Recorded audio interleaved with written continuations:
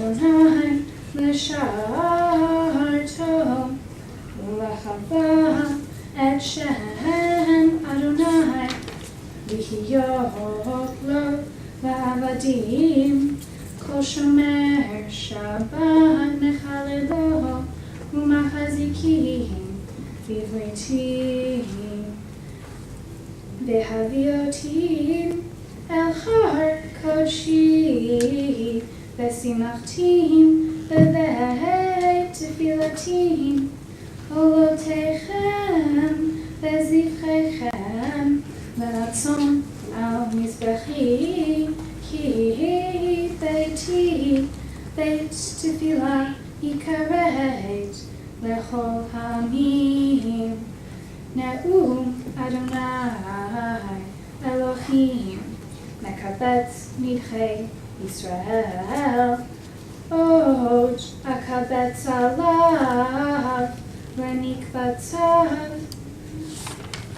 Baruch Atah Adonai Eloheinu melech haolam Tzur kol ha'olamim Tzadik bechol hadorot Ha'el ha'ne'eman Ha'omer ve'oseh Hamedaber u'mekayem Sher kol devarav emet v'tzedek Al ha'torah ve'al ha'avodah ve'al ha'nevi'im ve'al yom ha'shabbat hazeh Shenatata lanu Adonai Eloheinu L'kedusha v'le'menucha Lechavod u'tifaret Al ha'kol Adonai Eloheinu Anachnu modi'im lach Umevachim otav yitbarach shimcha Vefi kol chai tamid le'olam va'ed Baruch atah Adonai Mekadesh ha'shabbat Amen. Before we continue, I should point out that if you had any questions about whether or not Madeline was raised in Asia, put the questions to one side, because when we read or chant from the Torah, we use a special yad as a pointer. For the reading of the Haftarah, she used one of her favorite chopsticks. And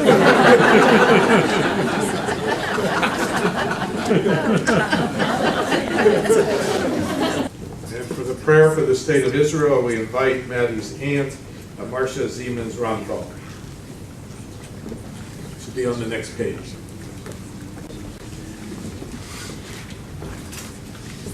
I'll say in Hebrew. She'alu shalom Yerushalayim. Yishlau Ohavati. Prayer for the peace of Jerusalem. May those who love you prosper. O Heavenly One, Protector and Redeemer of Israel, bless the state of Israel, which marks the dawning of hope for all who seek peace. Shield it beneath the wings of your love. Spread over it the canopy of your peace. Send your light and truth to all who lead and advise, guiding them with your good counsel. Establish peace in the land and fullness of joy for all who dwell there. Amen. Amen.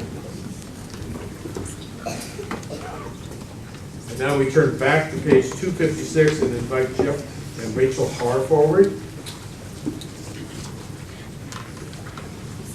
We ask that you rise.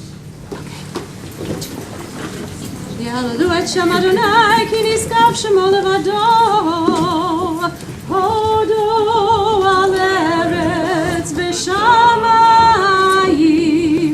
הירם קרן לעמו תהילה לכל חסידיו לבני ישראל עם קרובו הללויה הללויה כי לקח טוב נתתי לכם תורתי אל תעזובו את חיימי למחזיקים לה ותומכיה מאושר דרכיה דרכנו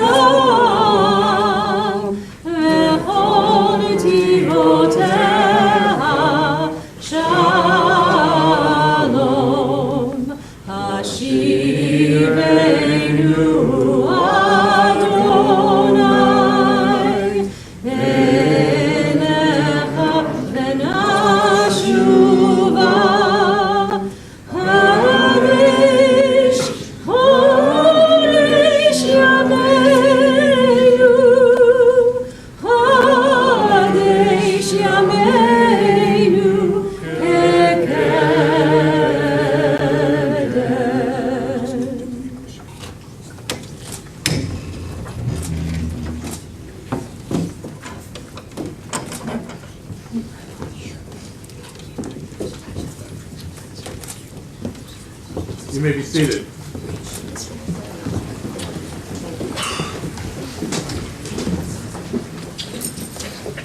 As Captain Carroll mentioned, Patty chanted from the last of the 5 books, and near the end of the 5 books, in this case Deuteronomy, the last Torah portion we read before Rosh Hashanah, which comes up this Wednesday night and Thursday. Now she has the opportunity to interpret a section from her parashah and teach the community something about it, what it has meant to her, and of how it applies to her life in contemporary times. Good morning. I have just chanted part of Parashah Vayelech, my Torah portion, which occurs in the book of Deuteronomy. In this parashah, Moses has reached the age of 120 years. As a result of his angry action in striking the rock to get water, instead of speaking to it, as God has instructed him to do, he is no longer allowed to lead the people into Israel. And, in fact, his death is near. In Numbers chapter 27, Joshua is chosen as the next leader. God's selection of Joshua as Moses' successor has no connection to bloodline. God designates Joshua because he believes Joshua has the right values and because he honors God. In the rabbinic commentary, the rabbis imagine a conversation where Moses is told that his own sons, Gershon and Eleazar, are unworthy of this role because they idle away each day. They do not study Torah or put it into practice, while Joshua does. Furthermore, Joshua honors Moses. He cleans and arranges the room where students gather to learn, and he has protected Moses from harm. For those reasons, he is more worthy to succeed Moses than his own sons. This brings up the question, what were the qualities of leadership God was looking for when he chose Joshua over the others? What is different about Joshua? Though there are many possibilities, it is perhaps most logical that God chose Joshua because he had the right character and good judgment. One quality a good leader should have is determination.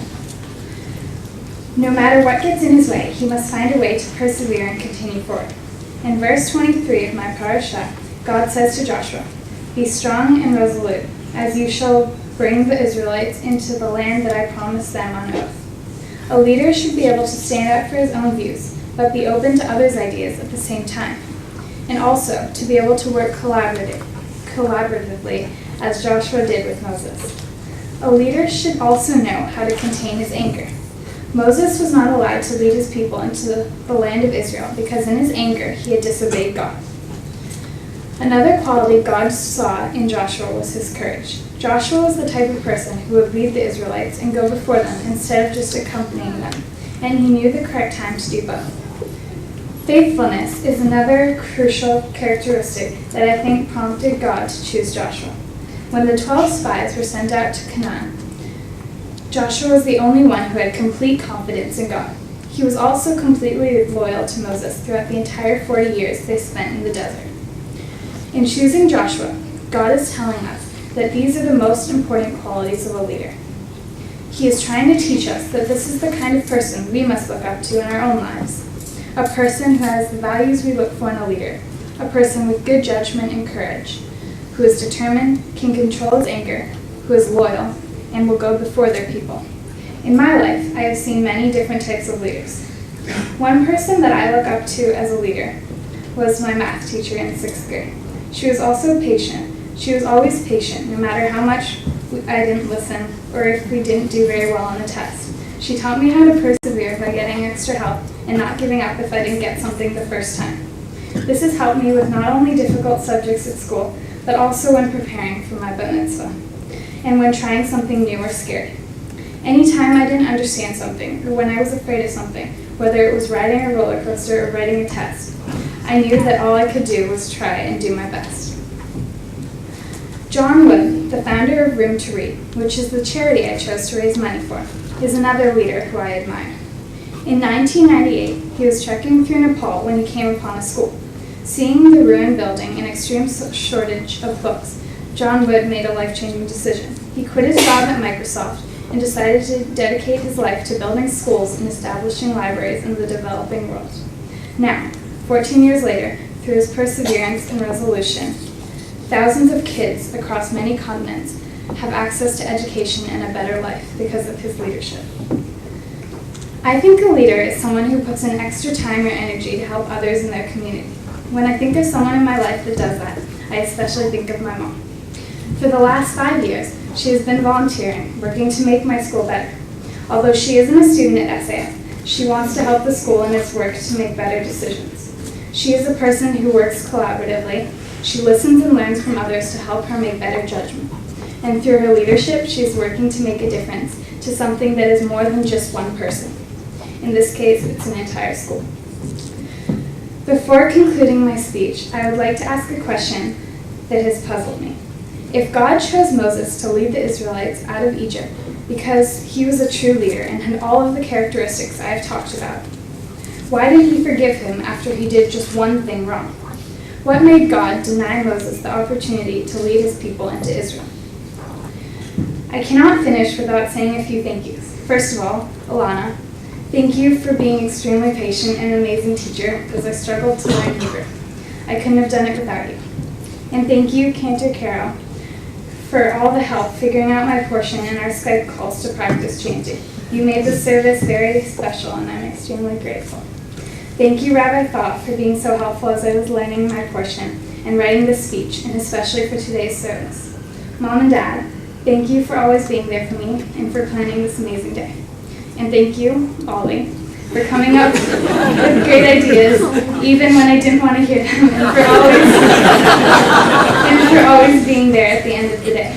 I can't express how happy I am to have everyone here today, especially those of you who flew so far to come today. It is really an honor that you're here. Thank you.